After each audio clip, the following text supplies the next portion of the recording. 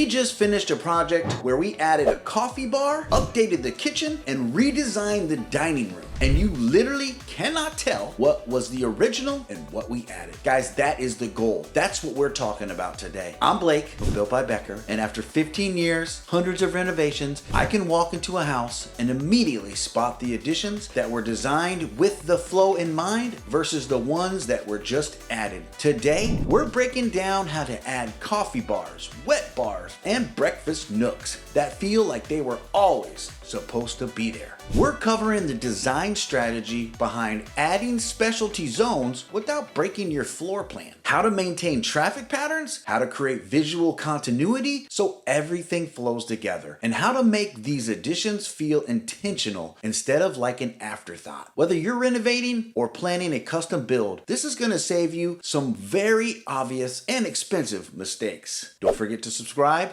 and let's jump into it. So let me show you what I mean about continuity. We just wrapped up this project where we designed a beautiful built-in TV wall in the family room, updated the kitchen, and added a coffee bar. You can't tell where one project ends and the other begins. Everything flows. The coffee bar ties perfectly into the kitchen layout. The built-in TV wall in the family room mimics the same style as the dining room. The whole space feels cohesive, like it was designed by one person with one vision from the very start, which, you know, it was. But that's the point. That didn't happen by accident. It's a strategy. So to achieve this, let's talk about some rules first. Rule number 1, respect traffic patterns. The biggest mistake people make when adding these specialty zones or changing something is they treat it like adding furniture. They find a blank wall or an empty corner and think, hey, this is a perfect spot for a coffee bar. But then they don't think about traffic patterns. They don't think about the visual continuity. They don't look at whether this feels intentional or just forced in. And as a result, it looks tacked on. It feels awkward. It interrupts the flow of the room. And now you've spent $15,000 on something that makes your house feel less cohesive, not more. What do I mean by this? Check this out. Your kitchen has a natural flow. Paths that people take constantly and repeatedly. From the fridge to the stove, from the sink to the island, from the kitchen to the dining room. These are highways. And if your coffee bar blocks one of those highways, you've created a traffic jam. So the solution is to think about dead zones, corners or walls that don't get as much foot traffic, areas that are adjacent to the action but not in the middle of it. That's where your additions go. Coffee bars work great in butler pantries, if you have one, or in an alcove right next to the kitchen, or in that weird corner that's currently collecting mail and random papers because you don't know what else to do with that spot. These are the spots where you can add something without interrupting how people actually move through a space. Now, breakfast nooks are a little different because they're seating. They're supposed to be destinations, but they still can't block paths to other rooms. A built-in banquette works because it hugs the wall and doesn't interrupt flow. But if you're adding a freestanding table, you need space around it. Don't cramp it into a corner where people have to squeeze by every time they walk through. That's not cozy. That's annoying. Rule number 2,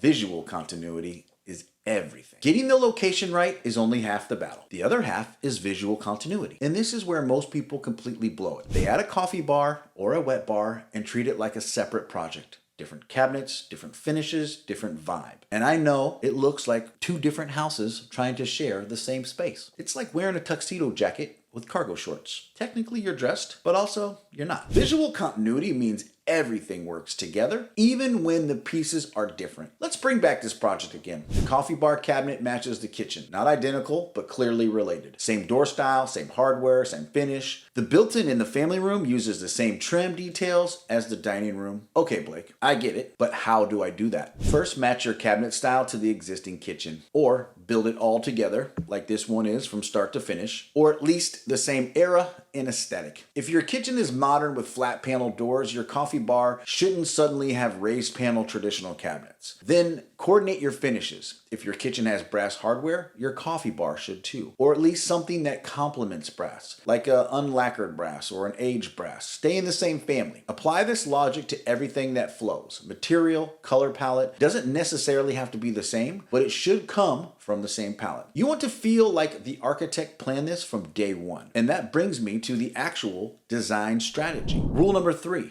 design like it was always supposed to be there. Built-ins feel intentional. Furniture feels placed. So if you're adding a coffee bar, make it a built-in with custom cabinetry that matches your kitchen. Don't just buy a console table and call it a coffee bar. That's not the same thing. Use the same architectural details as the rest of your space. If your kitchen has crown molding, your coffee bar should too. If there's a specific baseboard style throughout your house, carry that through. These details matter because they're what make everything feel connected. Think about symmetry and balance. Does this addition balance the room or throw it off? If you're adding a coffee bar to one side of the kitchen, is there something on the other side that creates balance? Or does it now feel lopsided? Here's my test. If someone walked in your house, would they think, oh, they added a coffee bar? Or would they just think, nice coffee bar? That's the difference between the obvious and the seamless. Now, coffee bars.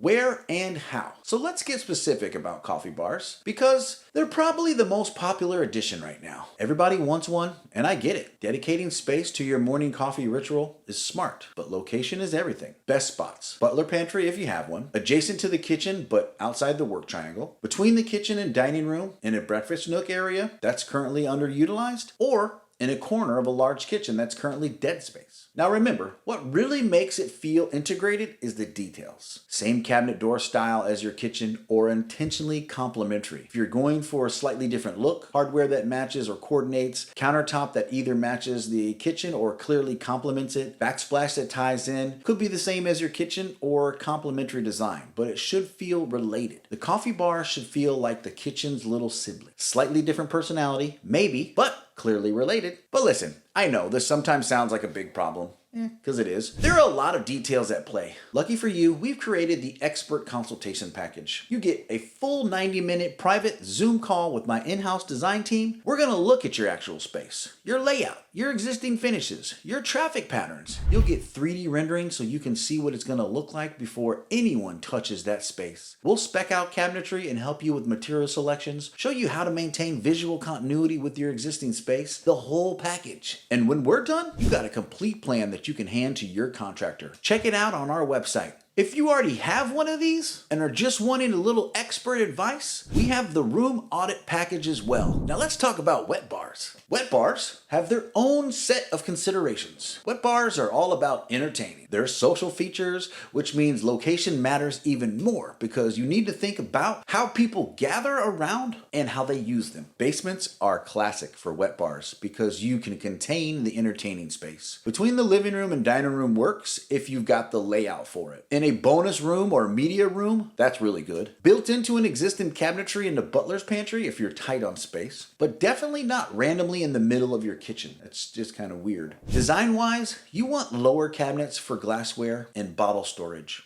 A small prep sink is kind of essential for a wet bar. You need something to rinse glasses, dump ice, wine fridge or beverage built in so you're not running to the kitchen every time someone wants a drink. Counter space for mixing drinks or setting out bottles when you're entertaining. Backsplash that protects your walls but also adds to the style. And good lighting because wet bars are usually in social spaces and the ambiance matters. The key with wet bars is that you're usually in areas where people gather. So you need to design them to encourage gathering without blocking movement. Think about how people will stand around it when they're entertaining. You don't want it in a narrow hallway or blocking access to another room. That creates bottlenecks and makes everything, awkward. And I'm going to keep saying this. To make sure everything fits together, don't break any of these rules we've talked about. Breakfast nooks. Okay, and these are tricky because they need enough space or they feel cramped. They need to relate to the kitchen without interrupting it. And if you're doing a built-in banquette, it's permanent, so you better get it right. Best locations, bay window area, or near the kitchen is ideal because of natural light. Breakfast nooks feel special. They need a corner of a large kitchen that's currently underutilized, or between the kitchen and family room if the flow works, or an alcove that's just sitting there not doing much. If you're going with the built-in banquette, which I usually recommend because it just feels more intentional than a freestanding furniture piece, here's what I want. L-shaped or U-shaped seating built into the walls. Storage underneath because why waste that space? Custom cushions that fit perfectly, not something you're trying to make work from home goods. A table that's proportionate to the space, not too big, not too small. Overhead lighting centered over the table, pendant or chandelier, something that defines the zone. And a window, if at all possible, because natural light is what makes people actually want to sit there. But this one,